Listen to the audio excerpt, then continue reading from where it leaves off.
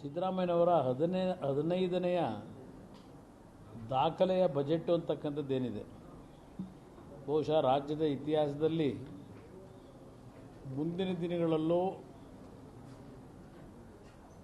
15 ಬಜೆಟ್ಗಳನ್ನು ಮಂಡಿಸ್ತಕ್ಕಂಥ ಆರ್ಥಿಕ ಸಚಿವರು ಬರ್ತಾರೋ ಬರಲ್ವೋ ಗೊತ್ತಿಲ್ಲ ನನಗೆ. ಆದರೆ ಈ ಒಂದು ಆರ್ಥಿಕ ಸಚಿವರಾಗಿ ಸನ್ಮಾನ್ಯ ಸಿದ್ದರಾಮಯ್ಯವರು ನಮ್ಮೆಲ್ಲರಿಗೂ ಹಿರಿಯರಿದ್ದಾರೆ.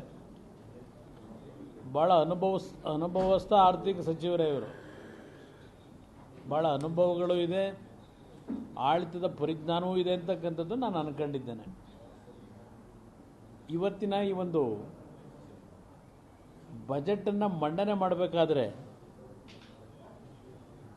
ಅವರು ಓದಲಿಕ್ಕೆ ಪ್ರಾರಂಭ ಮಾಡಿದಂಥ ಕ್ಷಣದಲ್ಲೇ ನಾನು ಅರ್ಥಕೊಂಡಂಥದ್ದು, ಅವರಲ್ಲಿ ವಿಶ್ವಾಸದ ಕೊರತೆ ಅಂತಕ್ಕಂಥದ್ದು ಎದ್ದು ಕಾಣ್ತಾ ಇದೆ. ಆ ಒಂದು ಗ್ಯಾರಂಟಿ ಕಾರ್ಯಕ್ರಮಗಳ ಗುಂಗಿನಿಂದ ಇನ್ನೂ ಹೊರಗೆ ಬಂದಿಲ್ವೇನೋ ಅಂತಕ್ಕಂಥದ್ದು ನನ್ನ ಅಭಿಪ್ರಾಯ. ಅವರು ಗ್ಯಾರಂಟಿಯ ಒಂದು ಕಾರ್ಯಕ್ರಮಗಳ ಬಗ್ಗೆನೇ 10 ತಿಂಗಳಾದರೂ ಸಹ ಕನವರಿಕೆ ಮಾಡ್ತಾ ಇರತಕ್ಕಂಥದ್ದೇನಿದೆ.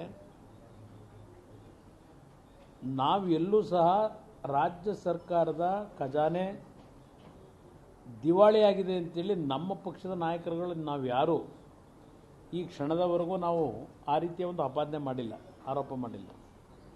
ಸರ್ಕಾರದ ಖಜಾನೆ ನಾಡಿನ ಜನತೆ ಭದ್ರವಾಗಿಟ್ಟಿದ್ದಾರೆ. ಆದರೆ ನಾಡಿನ ಜನತೆ ಈ ಖಜಾನೆಯನ್ನು ತುಂಬಿಸಿದ್ದಾರೆ. ಆಡಳಿತವನ್ನು ನಡೆಸ್ತಕ್ಕಂಥ ಒಂದು ತೀರ್ಮಾನ ಏನು ಕೊಟ್ಟರು ಕಳೆದ ವಿಧಾನಸಭೆ ಚುನಾವಣೆಯಲ್ಲಿ, ಆ ತೀರ್ಮಾನದಲ್ಲಿ ನಾವು ತಪ್ಪು ಮಾಡ್ಕೊಂಡಿದ್ದೇವೆ ಅಂತಕ್ಕಂಥದ್ದು ಬಹುಶಃ ಈ ಸರ್ಕಾರದ ನಡವಳಿಕೆಗಳು ಈ 10 ತಿಂಗಳಲ್ಲಿ ಮತ್ತು ಈ ಒಂದು ಬಜೆಟ್ ಏನಿದೆ ಇವತ್ತು, ಇದನ್ನು ನೋಡಿದಾಗ